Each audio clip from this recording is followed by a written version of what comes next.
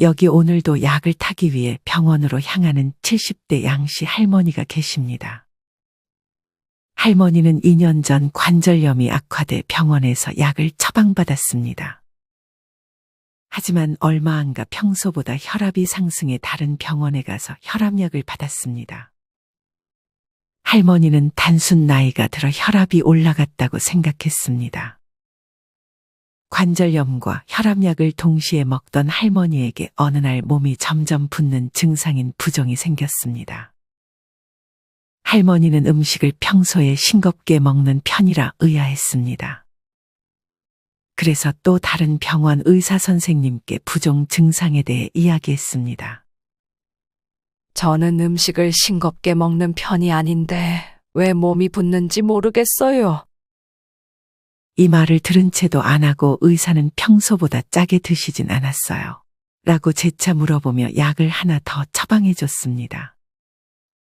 부종약을 처방받고 얼마 후에 할머니에게 통풍이 생겼습니다. 맥주를 즐겨 마시는 것도 아니고 집안 내력도 없는데 갑자기 통풍이 생겨 할머니는 의아했습니다. 고기를 좋아했던 할머니였기에 자식들은 고기를 너무 먹어서 그런 거 아니냐며 병원에 가보라고 거듭 조언했습니다.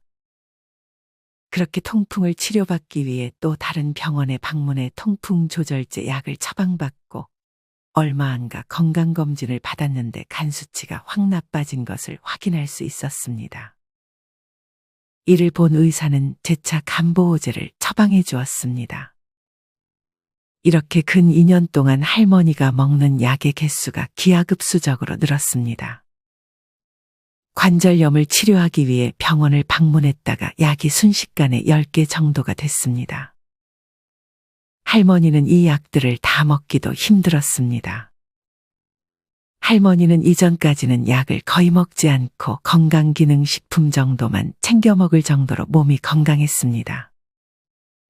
하지만 병원을 가서 처방해주는 약을 먹는데 계속 몸이 안 좋아지는 것을 느꼈습니다. 할머니는 원인을 알지 못했습니다. 하루 종일 누워있는 할머니에게 딸이 다가와 말을 건넵니다. 엄마, 암도 아니신데 못 드시고 왜 계속 누워만 있으세요? 딸은 점점 대소변도 못 가리시고 자꾸 깜빡거리는 엄마를 보며 엄마가 치매인지도 의심했습니다. 그래서 딸은 엄마를 데리고 신경과에 가 치매 검사를 받았습니다. 딸의 불안했던 예감대로 할머니는 치매 판정을 받았습니다. 할머니는 그곳에서 치매약과 뇌영양제를 처방받았습니다. 하지만 할머니를 괴롭히는 것은 여기서 끝나지 않았습니다. 치매약 중에는 요실금을 악화시키는 부작용을 가진 약물이 있었는데 이것 때문에 할머니는 밤마다 소변이 마려워 3번씩 깨는 일상을 반복해야 했습니다. 이에 따른 할머니를 데리고 다시 비뇨기과를 방문해야 했습니다. 소변 때문에 자주 깬다는 할머니의 말을 들은 의사는 더욱 강한 약을 할머니에게 처방해 줬습니다. 하지만 이 약은 졸림과 무기력증을 유발하는 부작용이 있었습니다. 약을 장기 복용하다 보니 몽롱하고 어지러움 증상이 심해졌던 할머니는 그만 침대에서 떨어지며 뼈가 부러지는 낙상 사고를 당했습니다. 할머니는 더 이상 일상생활이 불가능한 상태가 되어버렸고 자식들은 바빠서 아무도 할머니를 간호할 수 없었습니다. 할머니는 이렇게 요양원으로 들어갈 수밖에 없는 신세가 되었습니다.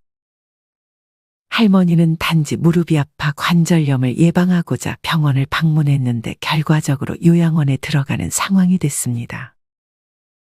여러분은 할머니가 이렇게 된 게 병원에서 처방받은 약들 때문이라는 게 믿어지시나요? 할머니는 그냥 의사가 처방해준 약을 먹었을 뿐이었는데 점점 중증 질환자가 되어버렸습니다. 여러분, 혹시 양씨 할머니처럼 의사가 처방하는 약이 뭔지도 모르고 그냥 주는 대로 다 먹고 있지 않으신가요? 혹은 고령의 부모님과 시부모님 대신 약을 받아오는데 그냥 이 약 저 약 다 받아오지는 않으신가요? 하지만 이제는 이렇게 처방받은 약을 무작정 믿고 다 먹는 것은 피하는 것이 좋습니다. 우리나라 노인분들은 지금 너무 많은 약을 복용하고 있다는 연구 결과가 있습니다. 한국보건의료연구원에서 2012년부터 2021년까지 총 10년 동안 66세 인구 약 330만 명의 약물 섭취 현황을 분석한 결과 만 66세에 접어든 젊은 노인분들 중 무려 35.4%가 5개 이상의 약을 한 해 동안 3달 이상 복용하고 있으며 이 중 8.8%는 무려 10개 이상의 약을 동시에 복용하고 있다고 합니다. 이렇듯 약을 5개 이상 먹는 분들이 있어봐야 얼마나 있겠나 싶지만 실제로 65세 이상 노인분들 중에 약을 5개 이하로 먹는 분들을 찾기 더 어려운 수준이라고 합니다. 건강보험공단의 노인 실태조사에 따르면 우리나라 전체 노인 처방약 개수는 5.3개라고 합니다. 안타까운 말이지만 약물 부작용을 약물로 덮는 것이 지금 현재의 실태라는 말도 있습니다. 나이가 들수록 젊을 때와는 달리 신진대사가 느리고 약물에 더욱 민감해지기 때문에 같은 약을 먹어도 부작용이 일어날 가능성이 크다고 합니다. 이로 인해 복용하는 약의 개수를 점점 줄이는 것이 중요함에도 오히려 점점 늘어가는 것이 현실입니다. 이렇게 약을 많이 먹는 것을 다제약물 복용이라고 하는데 이 다제약물 복용이 큰 문제로 나타나고 있습니다. 만성질환을 1개 이상 보유함과 동시에 10개 이상의 약을 60일 이상 복용하는 환자를 다제약물 복용자라고 칭하는데 고령 인구와 만성질환자의 증가로 여기에 속하는 환자의 수가 2019년 81만 5천 명에서 2022년 117만 5천 명으로 크게 늘었습니다. 하지만 약의 개수가 증가하는 것은 실제로 병원에 입원할 확률과 심지어 사망률을 올린다는 연구 결과도 있습니다. 건강보험 일산병원 연구소에서 발표한 다제약물 복용자의 약물 처방 현황과 기저질환 및 예후에 관한 연구 결과에 따르면 5개 이상의 약을 먹는 사람은 그보다 적게 약을 섭취하는 사람보다 병원에 입원할 확률이 18%, 사망할 확률은 무려 25% 높다고 합니다. 심지어 처방약의 개수와 입원 및 사망 위험이 거의 정비례 수준이라는 자료도 있습니다. 약을 11개 이상 복용할 경우 2개 이하로 복용하는 사람들보다 입원 위험이 45%, 사망 위험은 54%까지 올라간다고 합니다. 이는 즉 약을 많이 먹는 것 자체가 역설적이게도 건강을 위협함을 보여주는 연구 결과입니다. 서울아산병원 노년내과의 정의원 교수님의 말에 따르면 복용하는 약의 개수가 5개를 넘어가면 약으로 인한 부작용을 겪을 가능성이 올라가고 약을 10개 이상 복용할 시 부작용이 발생할 확률은 100%에 육박한다고 합니다. 이렇듯 약을 무작정 많이 먹는 것은 오히려 내 몸에 독이 되는 것입니다. 우리는 옷 하나를 고르는 것에도 많은 것을 따지고 고민을 하지만 유독 병원에 가서 약을 처방받을 때는 무조건 의사 선생님의 말이 정답이라고 생각하고 의사 선생님이 처방해주는 약을 먹는 것이 옳은 것이라고 생각합니다. 하지만 약은 우리 몸속 안으로 들어오는 것이고 우리의 건강과 바로 직결되기 때문에 스스로가 약을 잘 따져보는 것이 중요합니다. 물론 모든 의사가 그런 건 아니고 훌륭하신 분들도 많지만 사실 환자의 말을 듣기 귀찮아하는 의사들도 많은 것이 현실입니다. 어떤 분은 당과 고지혈증이 있었지만 혈압은 없었는데 류마티스내과에서 비스테로이드 진통제를 처방받아 오래 복용을 했고 어느 날부터 갑자기 부정맥이 심해져 다시 병원을 갔더니 고혈압약을 처방받아야 할 정도로 혈압이 나빠지고 혈관들도 좁아져 있었다고 합니다.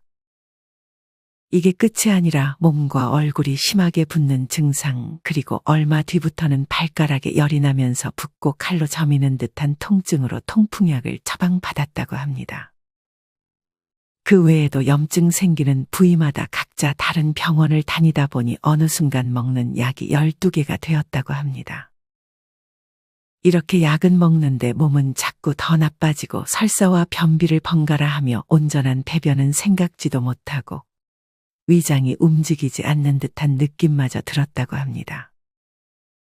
나중에 알고 보니 비슷한 종류의 위장약을 한 번에 3알씩 먹고 있었던 것이었습니다. 이분은 더 이상 병원 가고 약 먹는 것도 지쳐 오히려 약을 안 먹으면서 1년간 쉬었더니 몸이 좋아졌다는 말도 남겨주셨습니다.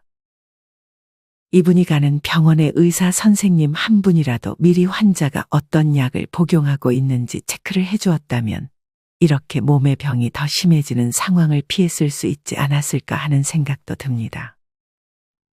물론 먼저 환자에게 복용 중인 약을 물어봐주는 의사분들도 있습니다. 어떤 분은 여러 병원을 전전하다가 한 내과를 갔는데 거기에 계신 의사 선생님이 먹고 있는 약 다 가져오라고 하시고 머리를 싸매고 한참을 고민하시더니 다시 약을 세팅해 주셨다고 합니다. 그 중에는 중복된 약도 여러 개 있었고 개수가 엄청 많았습니다. 워낙 바빴기 때문에 간단하게 불편한 증상에 대해서만 약 처방을 내리고 끝낼 수도 있었는데 이런 수고스러움을 환자를 위해 선택하는 훌륭하신 의사 선생님도 계십니다. 하지만 이런 좋은 의사 선생님을 만나는 것은 운에 따라 달라질 수 있습니다. 우리의 건강을 운에 기대는 것보다 스스로 질문하는 습관을 가지는 것이 좋습니다. 어떤 분은 항상 약 처방받기 전에 의사 선생님께 질문부터 하고 약을 처방받는다고 합니다. 이처럼 먹고 있는 약들을 직접 보여주기도 하고 처방해주는 약을 지금 먹고 있는 약과 같이 먹어도 되는 것인지 중복되는 약은 없는지 항상 물어보는 습관을 가져야 합니다. 이 중 특히 다음 약제 2가지는 반드시 잘 확인하는 것이 좋습니다. 첫 번째는 PPI로 불리는 위산억제제입니다. 이는 곧 속쓰림을 줄이고 위장관 출혈을 막기 위해 일반적으로 처방하고 있는 약입니다. 위산억제제는 각 병원마다 하나씩은 꼭 넣어주는 약 중 하나이기 때문에 반드시 중복으로 처방이 되지는 않았는지 확인해야 합니다. 심지어 병원을 3군데 방문했는데 이 3군데 모두에서 똑같은 위산억제제를 처방받은 분도 계셨습니다. 이분은 똑같은 위산억제제 약을 3개나 먹게 되는 것입니다. 아무리 아픈 것을 낫게 해주는 약이라도 똑같은 것을 3개나 먹으면 어떻게 될까요? 부작용이 생기지 않을 수 없게 됩니다. 특히나 위산분비 억제제인 PPI를 복용하면 사망 위험이 급증한다는 미국 연구팀의 경고가 나왔던 적이 있습니다. 특히 이것을 장기 복용할수록 위험이 더 증가한 것으로 나타났습니다. 이런 약에 의한 부작용을 줄이기 위해서라도 먹고 있는 약이 있는 경우 그 약의 목록을 항상 진료하는 의사 선생님에게 보여주는 것이 좋습니다.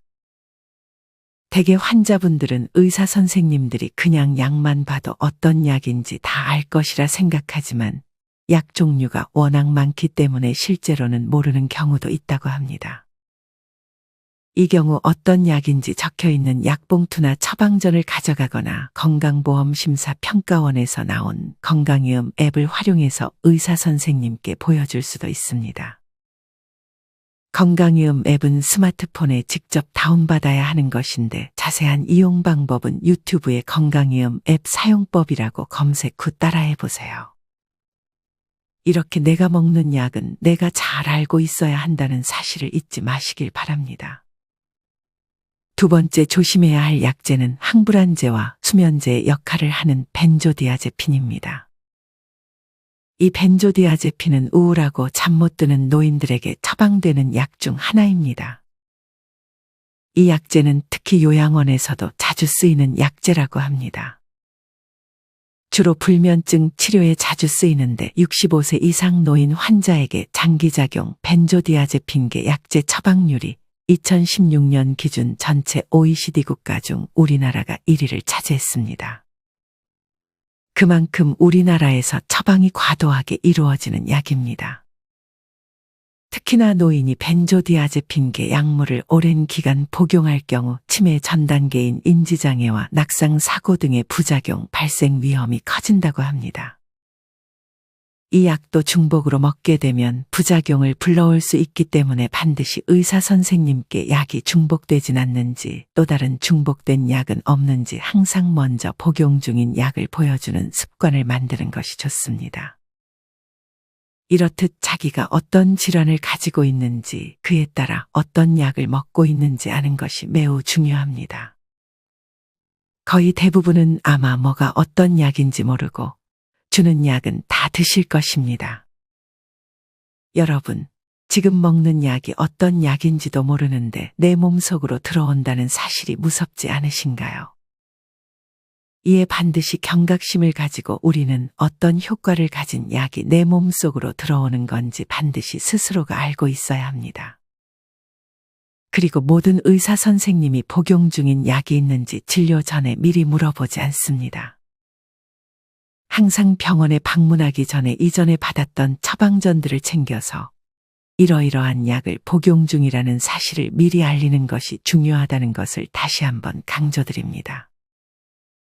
추가적으로 제1정형외과 병원 김영택 원장님은 다음의 상황을 주의해야 한다고 조언했습니다. 바로 통증으로 처방하는 약 중에 신독성이나 간독성을 일으킬 수 있는 약들이 포함되는 경우입니다.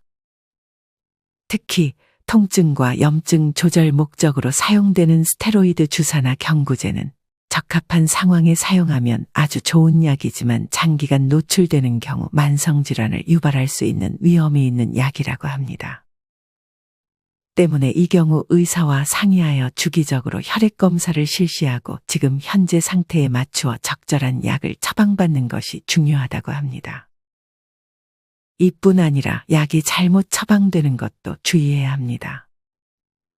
실제 3년 전에 의사가 약을 잘못 처방한 것이 뉴스에 나왔던 적이 있었는데 이때 약을 잘못 처방한 것을 환자가 따졌더니 의사는 웃으면서 잘못 클릭했다고 말했다고 합니다. 사람 목숨이 달린 일에 웃으면서 말할 수 있다는 사실이 참으로 화가 나기도 합니다.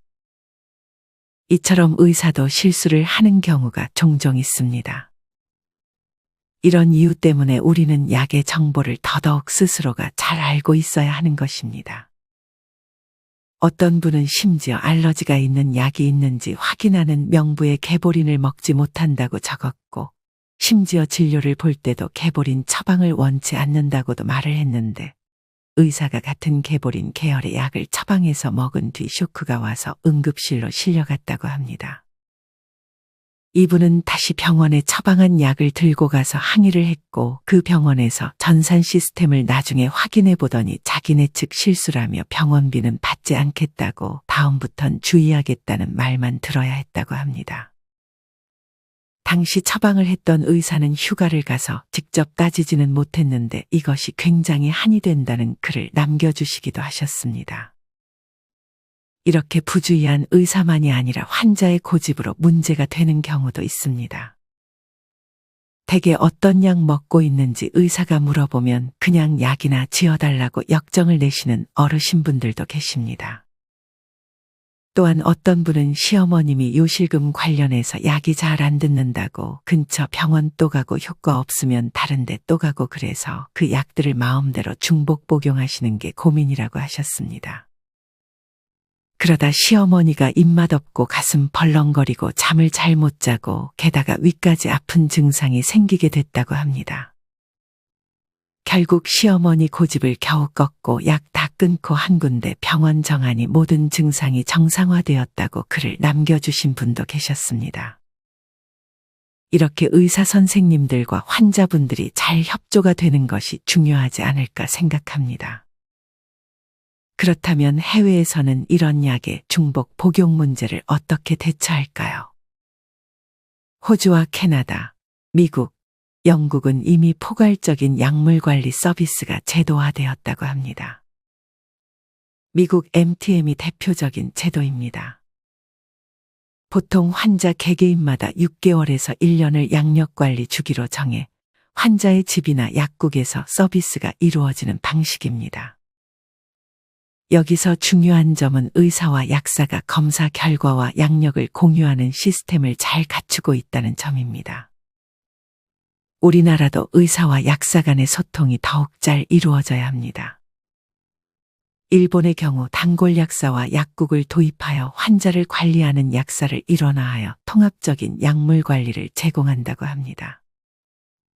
즉, 한 명의 약사가 한 명의 환자의 복약 상황을 한 약국에서 정리해서 관리하는 시스템입니다.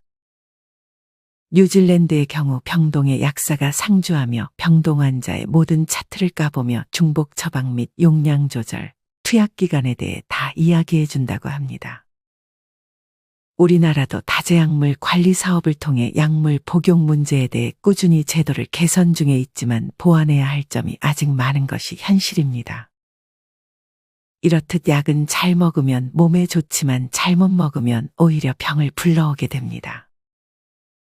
내 몸 안에 무슨 약이 들어오는지도 잘 모르는 상태로 의사가 처방해주는 약만 먹는 것보다는 이제는 내가 먹는 약이 어떤 약인지, 어떤 도움을 주는지 조금씩이라도 알아보려고 하는 자세가 필요합니다. 이 영상을 다 본 후에 지금 내가 복용 중인 약이 있다면 전부 꺼내보시길 바랍니다. 그리고 처방전이나 약 봉투를 보며 중복되는 약은 없는지 살펴보고 잘 모르겠으면 근처 약국에 방문해 꼭 불필요한 약까지 복용하고 있는 것은 아닌지 확인해 보시길 바랍니다. 사실 약을 안 먹어도 되는 상황을 만드는 것이 가장 좋습니다. 그래서 약을 자주 바꾸는 것보다는 평소의 생활 습관이나 식습관을 돌아보는 것도 신경 써주는 것이 좋은 방향입니다. 이상으로 오늘의 영상을 마치겠습니다. 우리 모든 구독자분들의 행복한 여생을 응원합니다. 다음에 더 좋은 내용으로 찾아뵙겠습니다. 감사합니다.